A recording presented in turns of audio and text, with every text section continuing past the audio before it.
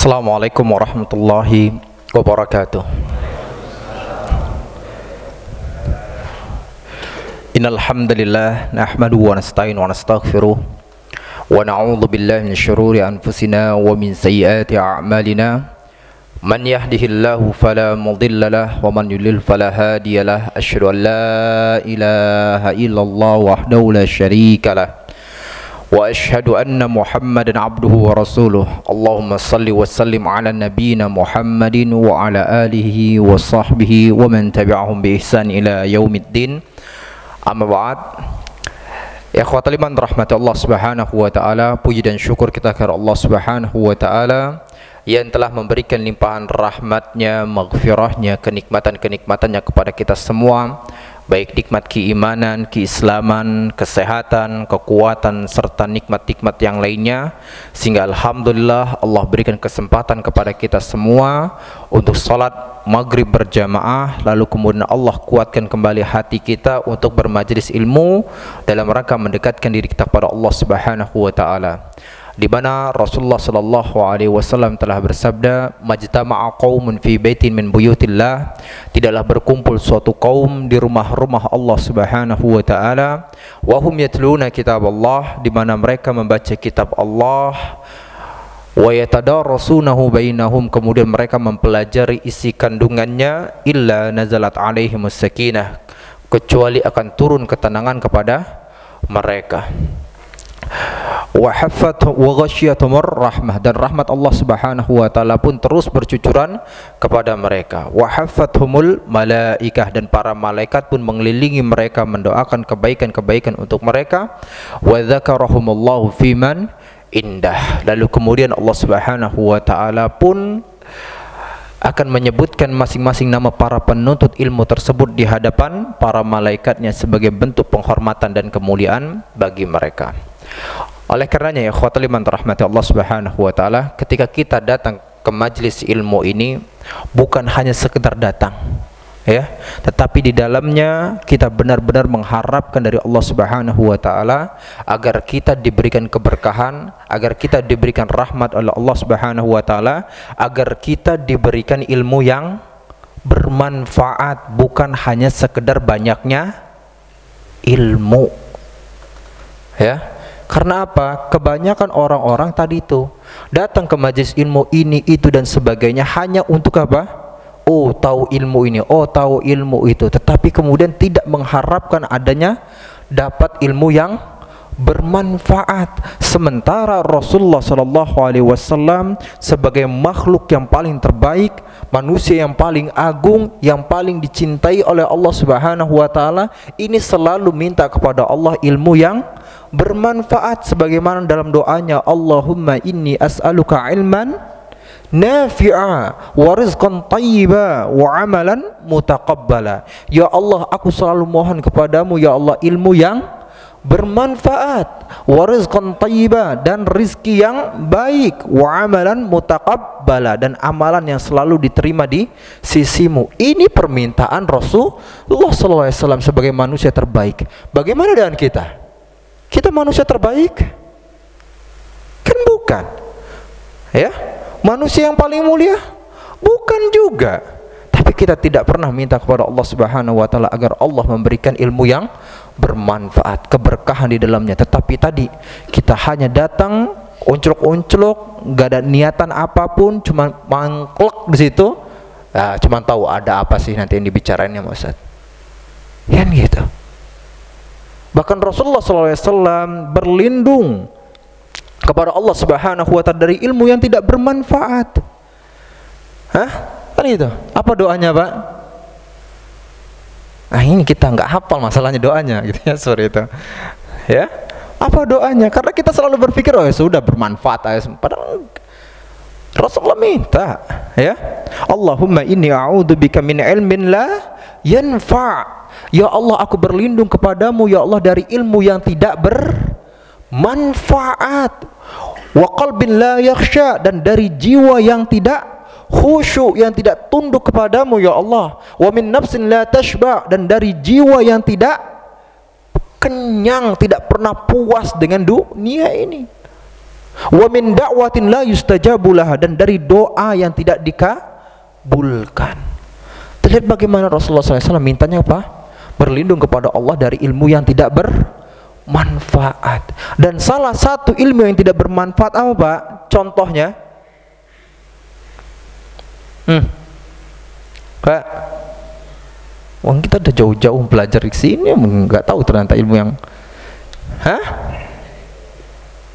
ilmu yang tidak bermanfaat apa, Pak? Contohnya?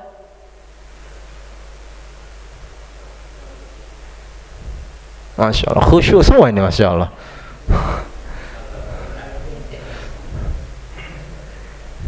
Akhir kebingungan, apa ilmu yang tidak bermanfaat ya? Ya, salah satu ilmu yang tidak bermanfaat adalah ilmu yang tidak diamalkan, karena dia tidak mendapatkan bimbingan dari Allah, tidak mendapatkan hidayah dari Allah Subhanahu wa taala, sehingga tadi dia cuma datang tek tek tek, tapi kemudian tidak diamalkan, berpikir ini hanya sekedar pengetahuan belaka. Kan gitu. Sementara Rasulullah mengatakan, man ta'allama ilman, siapa yang menuntut ilmu, ya, walam ya'mal bi, kemudian dia tidak mengamalkannya, lam yazidhu illa kibron, maka hal tersebut tidak akan menambahkan apa-apa kepada dirinya kecuali kesombongan. Maka nggak heran ada orang-orang rajin nih majelis ilmu kesini, majelis ini datang, majelis ini kesini, tapi kemudian apa? Sombong. Ya, ada yang seperti itu. Ya, ada. Bukan malah menjadikan dirinya sebagai orang yang benar-benar tawadhu, yang mencontoh Rasulullah Sallallahu Alaihi Wasallam, malah kemudian apa? Oh, ya kan gitu. Ini ilmu ini udah berkali-kali saya ngedengar, ya, udah berkali-kali. Iya, dia ngedengar berkali-kali, tetapi dia tidak memahami maknanya yang dalam. Kan gitu. Oleh karenanya gak heran ya, Umar bin Khattab berkata radhiyallahu anhu, dan ini dicuplik oleh para ulama, al ilmu salasatu ashbar, ilmu itu ada 3 tingkatan, Pak. Ada yang masih ingat gak ini perkataan ini? Apa? Enggak ya? Masya Allah ya, al ilmu salasatu ashbar, ilmu itu ada 3 tingkatan. Man dakhala fi syibril awal, barang siapa yang masuk baru ke tingkatan yang pertama dari ilmu tersebut, takabbaro, sombong, nggak ngamalin ilmunya tapi dia merasa wa man dakhala fi syibri tsani, dan barang siapa yang masuk kepada tingkatan yang kedua, tawadhu'a, dia bersikap tawadu. Dia mengamalkan ilmu tersebut dan juga bersikap kepada manusia dengan sikap yang baik. Kan gitu. Taat kepada Allah, tunduk kepada Allah. Lalu kemudian waman dakhala fi syibri tsalis, dan barang siapa yang masuk kepada tingkatan yang ketiga, alima annahuma ya'lam, baru dia benar-benar sadar bahwasanya dirinya itu tidak berilmu, sehingga dia rajin menuntut ilmu, bukan untuk cari itu, bukan, tetapi untuk mengharapkan hidayah dari Allah Subhanahu wa taala, mendapatkan ilmu yang bermanfaat tadi, bukan untuk sombongan, bukan. Ya, bahkan disebutkan dalam riwayat yang lainnya, man ta'allama ilman, barang siapa menuntut suatu ilmu, liyumarya bihi sufa, liyubahya bihil ulama, agar berbangga-bangga dengan para ulama.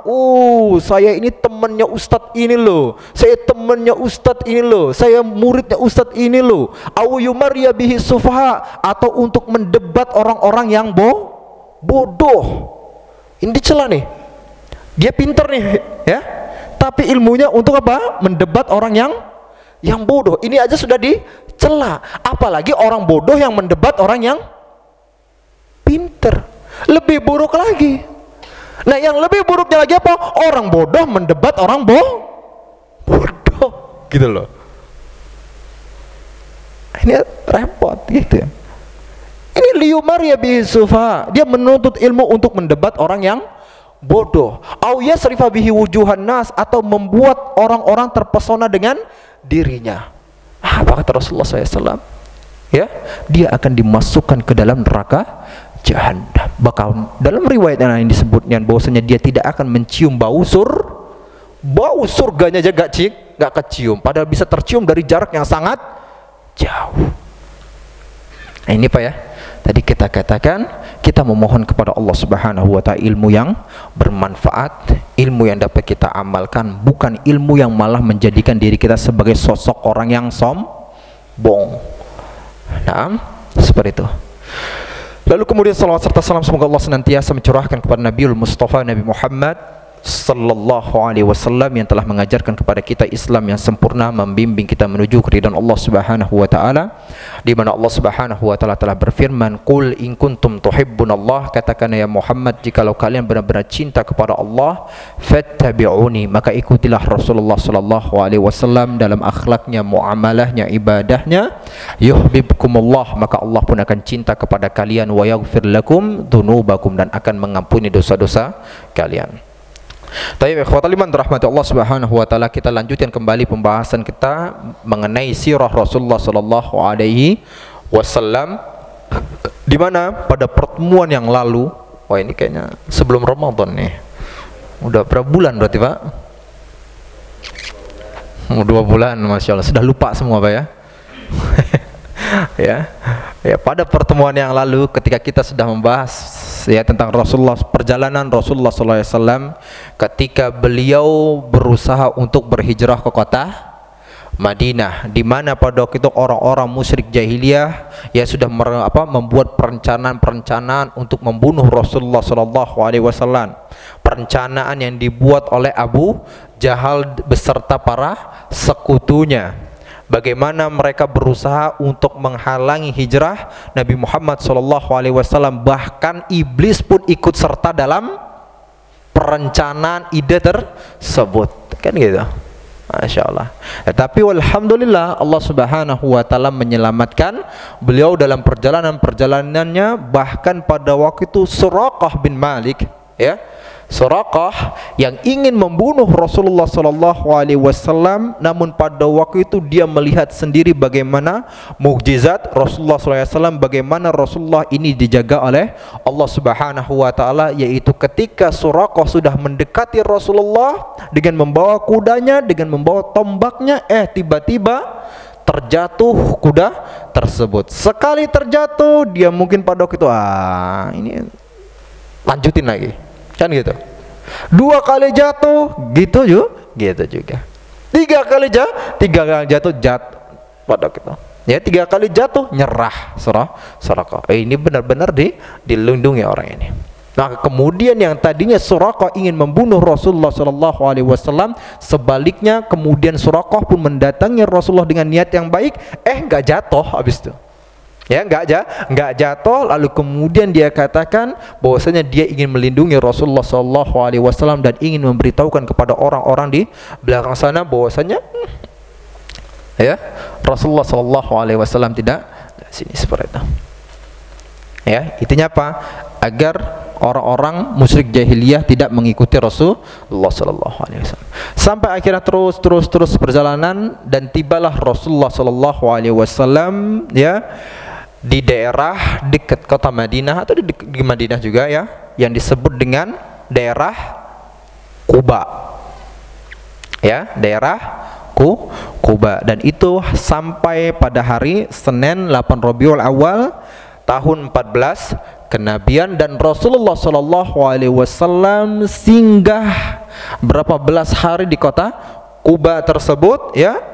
Dan bahkan tadi kita katakan Rasulullah SAW membangun suatu pondasi bagi kaum muslimin yang pertama kali tempat tersebut, yaitu Masjid Quba. Nah, Masjid Quba. Namun kita katakan tadi, ketika perjalanan Rasulullah SAW menuju Quba tadi, orang-orang sudah menunggu Rasulullah SAW. Ya, dari pagi harinya sampai terik hari ternyata nggak datang, balik akhirnya mereka ke rumah lagi. Ya, besoknya seperti itu juga. Ya, mereka sudah menunggu dari pagi hari, ternyata sampai terik hari nggak juga datang. Tetapi mereka sudah menyadari nih kaum muslimin bahwasanya Rasulullah SAW sudah berhijrah dari kota Mekah. Mekah dan akan sampai di kota Madinah. Dan tiba-tiba suatu ketika ada salah seorang Yahudi lagi naik atap rumahnya pada waktu itu, lalu kemudian dia melihat dari kejauhan ada seseorang yang memakai baju warna putih, tetapi pada waktu itu hilang terlihat. Kira-kira apa? Ada fata morgana. Dan sampai akhirnya dia benar-benar memastikan itu adalah Nabi Muhammad SAW atau orang-orang yang ditunggu oleh orang-orang Arab ini. Maka kemudian pada waktu itu dia nggak bisa menahan dirinya, berteriak sekencang mungkin bahwasanya apa?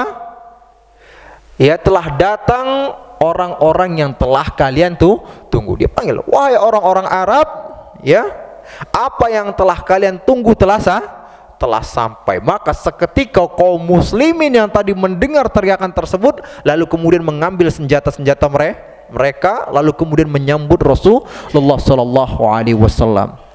Dan pada waktu itu ketika Rasulullah SAW ya sampai di perkampungan Bani Amr bin Auf, pada waktu itu Rasulullah SAW orang-orang muslim, ya, kaum muslimin yang ada di tempat tersebut sampai mereka berteriak-teriak, hiruk pikuk, bertakbir pada waktu itu karena kedatangan Rasulullah SAW, karena senangnya mereka, bahagianya mereka, dan itu menjadi sejarah terbesar bagi kehidupan mereka. Ya, menjadi sejarah terbesar bagi kehidupan kita, bahkan menjadi sejarah besar bagi kaum muslimin sampai sekarang ini. Dan itu pun menjadi kalendernya kaum muslimin, kan nantinya seperti itu. Yang tadinya enggak ada namanya bulan Hijriah, tiba-tiba langsung dibuat penetapannya sebagai apa? Tahun Hijriah ketika Rasulullah SAW hijrah ke kota Madinah. Nah tadi. Nah kemudian tadi kita katakan bahwasanya ketika sampai di daerah Kuba tersebut, yang dilakukan oleh Rasulullah SAW bersama dengan kaum muslimin yang lainnya adalah apa? Membangun pondasi awal yang menjadi base camp kaum muslimin. Apa itu? Masjid, ya, yang menjadi tempat ibadahnya kaum muslimin, yaitu Masjid Kuba. Ya, adapun berkenaan dengan keutamaan Masjid Kuba ini sendiri, ya, begitu banyak. Sebagaimana Allah Subhanahu wa taala cantumkan dalam firman-Nya surat At-Taubah ayat 108, apa Allah katakan? La masjidun ussisa 'ala taqwa min awwali yaumin ahaqqu an taquma fih. Dan masjid, ya, yang dibangun di atas ketakwaan, dibangun di atas kecintaan kepada Allah Subhanahu wa taala dari awal pembangunannya, ahaqqu an taquma fih, ini lebih berhak untuk apa? Dilaksanakan ibadah di dalamnya. Fihi rijalu yuhibbuna ay yatatahharu, dan di dalamnya ada orang-orang yang mereka hendak mensucikan hati mereka. Wallahu yuhibbul muttahhirin, dan sesungguhnya Allah Subhanahu wa taala mencintai orang-orang yang akan mensucikan hatinya. Ya Pak, nih orang-orang apa? Masjid berkenaan dengan Masjid Kuba. Ya, dan riwayat disebutkan dalam riwayat bagaimana Rasulullah SAW itu hampir tiap pekan mendatangi Masjid Kuba. Ya, disebutkan dalam sebuah riwayat, karena Nabi SAW ya'ti Masjid Kuba kulla sabtin masyan wa rakiban. Ya, Rasulullah SAW ini selalu mendatangi Masjid Kuba pada setiap hari Sabtu, baik dalam keadaan berjalan ataupun naik tunggangan. Tuh, artinya apa? Rasulullah cinta dengan Masjid Kuba ini. Nah, sore itu.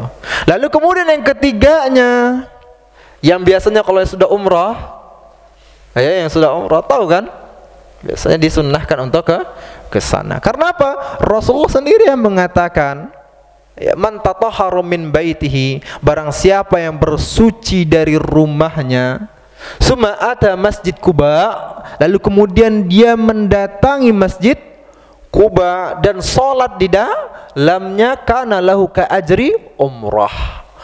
Ya, salat dia 2 rakaat di dalamnya, maka pahalanya seperti pahala orang yang umrah. Kan gitu. Nah, ini keutamaan Masjid Quba. Ya, sampai Allah Subhanahu wa taala bawakan ya kisahnya tersendiri atau apa namanya? Simbolnya tersendiri dalam firman Allah Subhanahu wa taala dalam surat At-Taubah tadi. Nah itu. Lalu kemudian ya, setelah berapa hari Rasulullah SAW di Masjid Quba, lalu kemudian tadi kita katakan beliau membangun Masjid Quba di sana. Selanjutnya pada hari Jumat Rasulullah SAW selesai dari sholat Jumat, lalu kemudian menuju kota Madinah.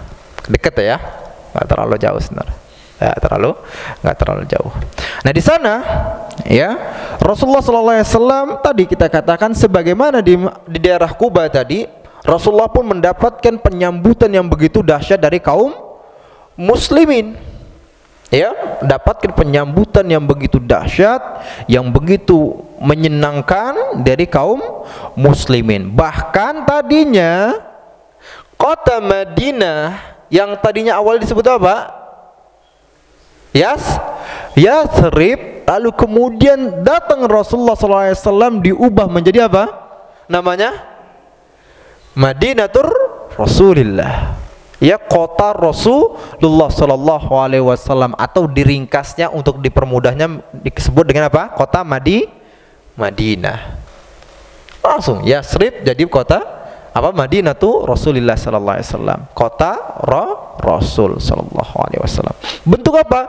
Kecintaan kaum muslimin, terutama yang ada di apa? Orang-orang Ansarnya ya kepada Rasulullah Sallallahu Alaihi Wasallam, yang mereka, maaf ngomongnya, mereka adalah penduduk aslinya kan gitu. Mereka penduduk aslinya, menjadikan Yathrib namanya menjadi kota apa? Madinatu Rasulullah Sallallahu Alaihi Wasallam, atau kota Rasulullah Sallallahu Alaihi Wasallam. Dan tadi kita katakan sebagaimana di daerah Quba, di masjid apa? Di daerah Madinah ini pun juga seperti itu. Kaum muslimin langsung bertasbih ya, langsung bertahmid, memuji Allah Subhanahu wa taala atas kedatangan Rasulullah sallallahu alaihi wasallam. Dan juga ada riwayat, walaupun riwayat ini diperselisihkan, tentang bagaimana orang-orang pada waktu itu menyambut Rasulullah sallallahu alaihi wasallam dengan apa? Dengan syair apa? Tala'al badru alaina min yatil wada. Walaupun ini diperselisihkan. Ya, walaupun ini diperselisihkan. Ya, tadi kita katakan akhirnya tadi Rasulullah Shallallahu Alaihi Wasallam masuk kota Madinah, ya, masuk kota Madinah. Awalnya, ya, awalnya pada waktu itu, ketika Rasulullah Shallallahu Alaihi Wasallam masuk ke sana, ya, bersama dengan Abu Bakar, Rasulullah diam sejenak tadinya, sempat diam sejenak. Sampai diam sejenak, lalu kemudian orang-orang mulai mendatangi siapa? Abu Bakar. Malah disangkanya Abu Bakar. Ya, karena Abu Bakar yang ini Rasulullah yang duduk pada itu. Disangka Abu Bakar adalah Rasulullah, terutama bagi orang-orang Ansor yang belum melihat Rasulullah Sallallahu Alaihi Wasallam, sampai akhirnya pada waktu itu Rasulullah terkena suatu cahaya, ya, dari cahaya matahari, langsung merasa kesilauan. Barulah kemudian Abu Bakar yang melihat Rasulullah seperti itu langsung kemudian apa? Melindungi Rasulullah SAW dari sinar cahaya tersebut. Wah, ini Masya Allah ya, dahsyatnya Abu Bakar. Barulah orang-orang mengetahui bahwasanya ini adalah siapa? Rasulullah Sallallahu Alaihi Wasallam. Jadi salah sangka mereka, ya, sempat salah sangka. Disangkanya tadinya adalah Abu Bakar. Nah, lanjut akhirnya apa tadi Pak? Rasulullah pun masuk lagi kembali dengan naik untanya, ya, dengan naik untanya, dan kemudian unta tersebut, ya, mengarahkan suatu tempat.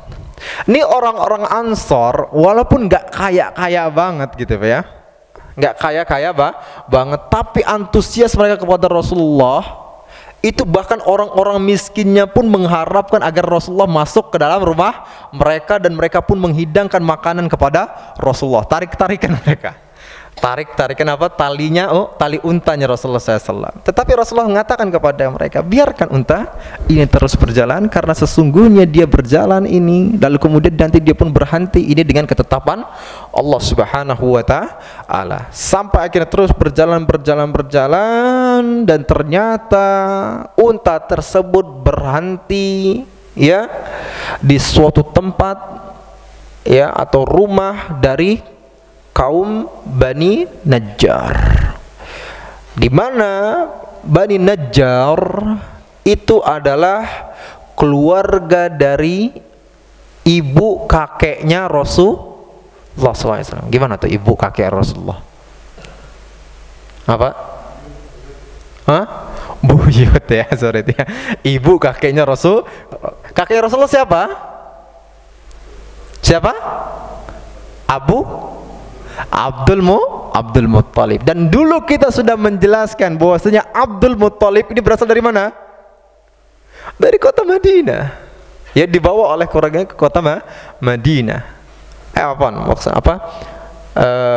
Hashim, ya, Hashim menikah dengan seorang wanita dari kota Madinah, lalu kemudian melahirkan seorang siapa tadi? Laki-laki yang bernama siapa? Abdul Muttalib. Nama asli siapa? Lupa. Ya, ingat nama dia bukan Abdul Muttalib, ya. Nama dia bukan Abdul Muttalib. Nama aslinya adalah Syaibah. Ya, nama aslinya adalah Kenapa dia disebut Abdul Muttalib? Ada yang masih ingat?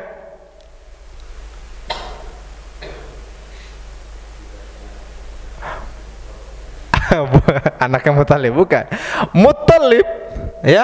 Muttalib ini adalah adiknya Hashim.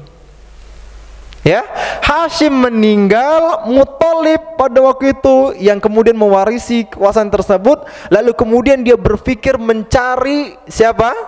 Anaknya dari Hashim ini yang ada di kota Madinah. Akhirnya dia kota Madinah, dibawalah siapa? Syaibah ini, dan dikatakan kepadanya bahwasanya engkaulah yang harus mewarisi kekuasaan tersebut. Ya, tadinya ibunya sempat nolak, nggak boleh, gitu ya. Tapi diberitahukan bahwasanya dia ini harus mewarisi kekuasaan dari ayahnya Hashim.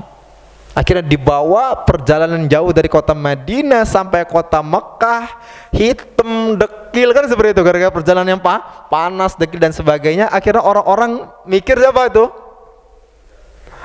Budaknya Muttalib. Maka sejak itulah dia dipanggil dengan Abdul Muttalib. Nah, tadi Rasulullah SAW ya, sampailah ternyata unta tersebut dengan taufik dari Allah Subhanahu wa Ta'ala berhenti di perumahan dari apa? Keluarga ibu kakek Rasulullah SAW dari Bani Najjar. Dan memang pas benar di mana Rasulullah SAW ingin bertemu dengan mereka pertama kali. Karena apa? Sebagai bentuk penghormatan kepada keluarganya. Ya, keluarganya. Maka ketika berhenti tadi pas di situ, maka Rasulullah SAW pun bertanya kepada orang-orang, siapa? Ya, dari Bani Najjar ini orang yang paling terdekatnya di situ. Kemudian Abu Ayyub pun mengatakan, saya Rasulullah SAW, dan ini rumah saya. Maka kemudian pada waktu itu Rasulullah pun singgah di rumah Abu Ayyub ini. Ya, Abu Ayyub. Dan di situ pula, dekat-dekat situ Rasulullah SAW pun lalu kemudian apa? Membangun masjid Nabawi, yang dimana tanahnya milik 2 orang anak yatim pada waktu itu. Dibangun masjid Nabawi. Nah, ini Rasulullah SAW ketika datang ke kota Madinah. Selama berapa hari Rasulullah SAW tinggal di rumah keluarganya tadi, ya, rumah keluarganya.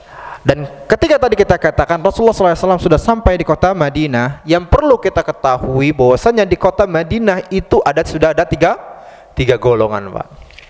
Ya, di kota Madinah itu sudah ada 3 golongan yang harus dihadapi oleh Rasulullah SAW. Dan ingat bahwasanya hijrahnya Nabi Muhammad SAW ke kota Madinah itu bukan hanya sekedar hijrah, bukan hanya sekedar melarikan diri dari penindasannya orang-orang Mekah, bukan.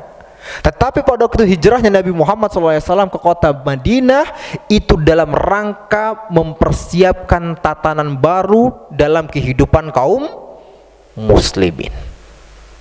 Ya, tatanan baru dalam kehidupan kaum muslimin. Di mana apa? Mereka sudah memiliki base bagi kehidupan mereka. Atau buatnya apa? Ya, negara Islam. Kan gitu. Kalau sudah ada negara, sudah ada wilayahnya, tinggal bagaimana membuat apa? Tatanannya, kan gitu. Ya, tatanan pemerintahannya. Jangan hanya sekedar ada wilayah, tetapi kemudian apa? Pemerintahannya tidak ada. Ini repot. Nah, ketika Rasulullah SAW ke kota Madinah tadi, ya, Rasulullah bertemu dengan tiga golongan yang ada di sana. Yang pertama adalah golongan kaum muslimin tadi itu, yaitu para sahabat Rasulullah SAW yang mulia, dan mereka dominan. Ya, dan mereka dominan. Yang kedua adalah orang-orang yang masih dalam keadaan musyrik. Mereka belum beriman.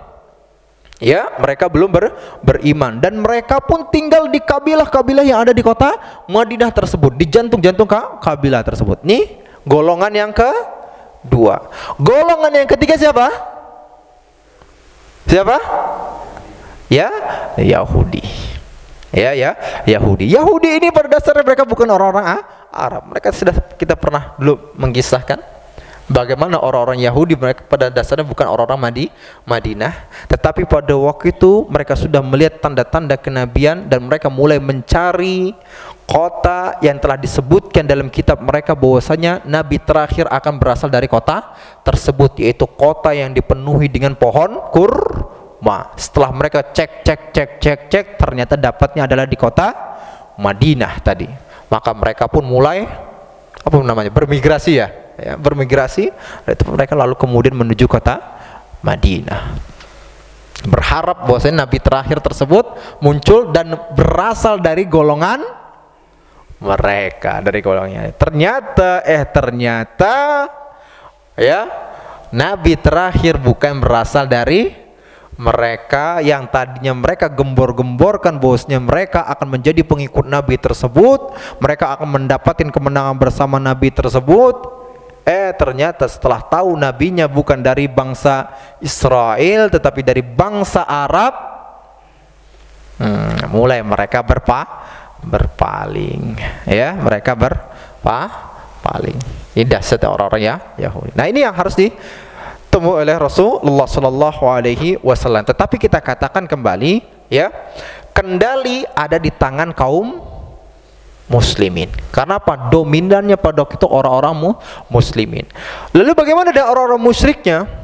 Iya, orang-orang musyriknya walaupun mereka pada waktu itu belum beriman, Pak, ya, mereka belum beriman, tetapi mereka pun tidak menjadi musuh bagi kaum muslimin. Hanya saja mereka pada waktu itu masih berada dalam keraguan, beriman enggak?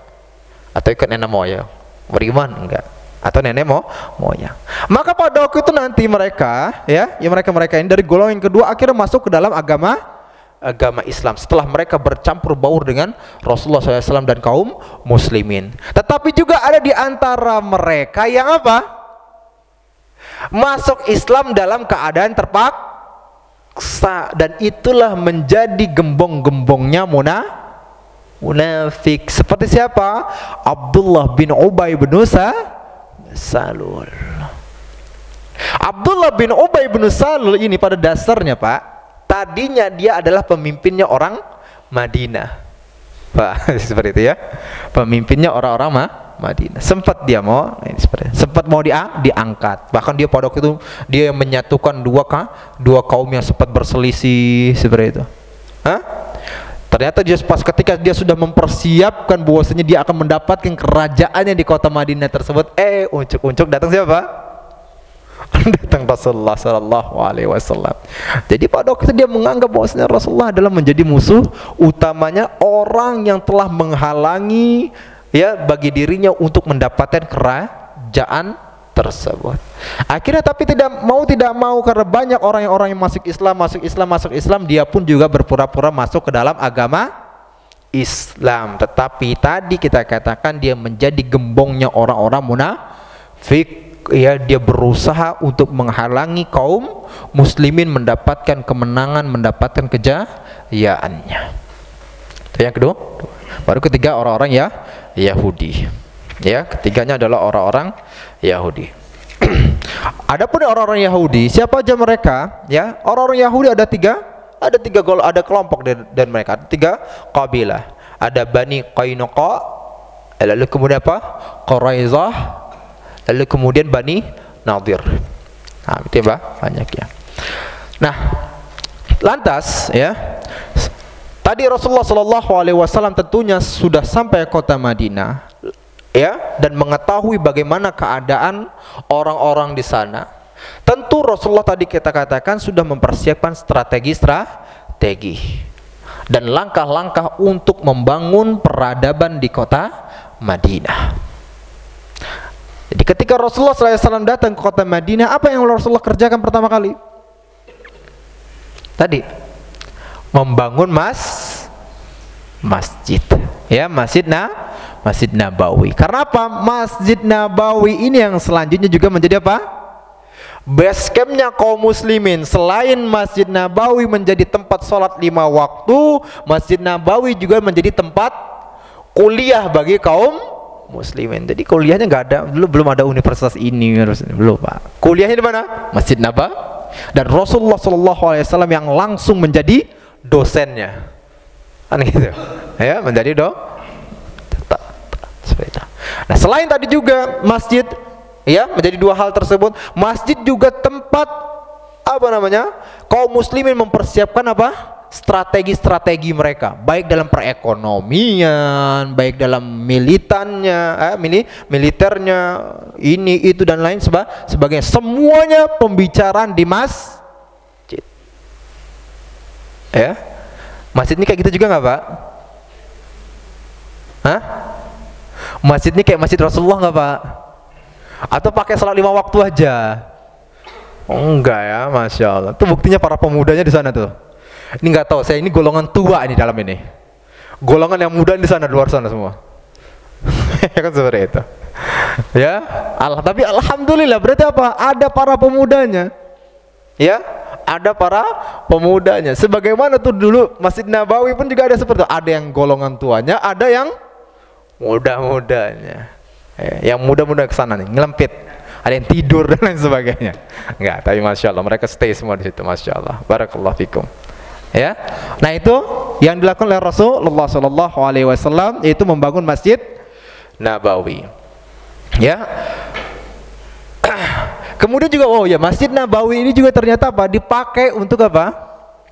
Tempat tinggal bagi orang-orang fakir, bagi orang-orang miskin yang mereka nggak punya tempat tinggal di kota Madinah. Misalnya orang-orang yang berhijrah dari mana nih? Dari Yaman, dari Mekah, nggak punya tempat tinggal. Tuh Masjid Nabawi menjadi tempat tinggal. Di sini juga nggak? Hah? Di sini juga, Pak? Kalau di sini juga saya tinggal, cari-cari tempat di sini. Masya Allah. Ya. Nah, seperti itu. Nah, itu yang ketiga. Yang kedua apa? Yang dilakukan oleh Rasulullah SAW,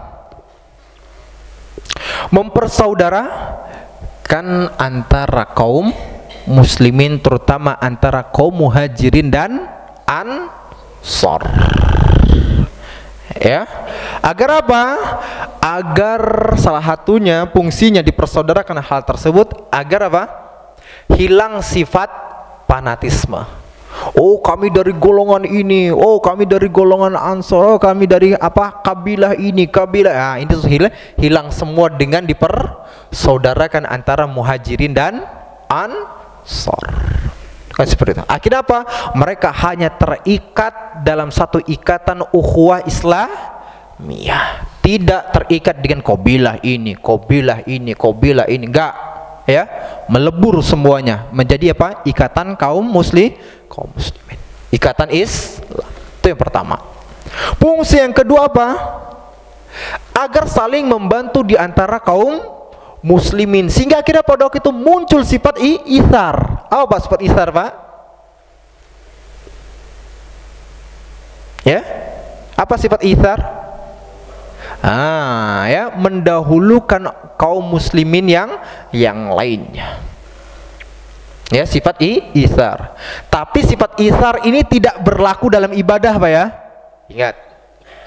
Ya, tidak, sifat itsar ini tidak berlaku dalam ibadah seperti ini. Oh, misalnya sholat saf pertama, mereka lagi berdua. Oh, silahkan. Ini malah di Indonesia kayak gitu ya. Nggak berlaku. Ya. Dalam ibadah la itsar fil ibadah, la itsar fil ibadah. Nggak ada itsar dalam ibadah. Kalau ada saf kosong di situ, segera. Jangan, oh silahkan, monggo Pak. Nggak bener ini. Ya, nggak bener. Dan saya langsung maju. Nah, ada pun tadi itsar dalam apa, masalah muamalah dan lain sebagainya. Oh, ada orang-orang yang butuhkan diberikan. Ah, ini seperti itu. Sehingga pada waktu itu ada kisah, contohnya gimana?